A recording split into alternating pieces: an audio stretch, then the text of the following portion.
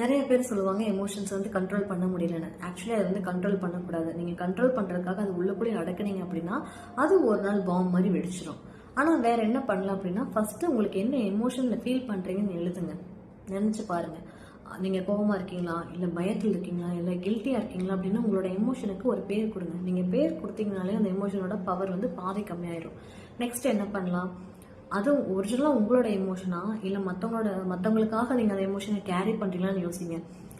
Sometimes மற்றவங்களோட problem கூட உங்களோட ப்ராப்ளம் மாதிரியே இருக்கலாம். அது வந்து கன்சர்ன் வேற, ரெஸ்பான்சிபிலிட்டி வேற. ஸோ அதை நீங்கள் வந்து பிரித்து பார்க்க தெரியணும்.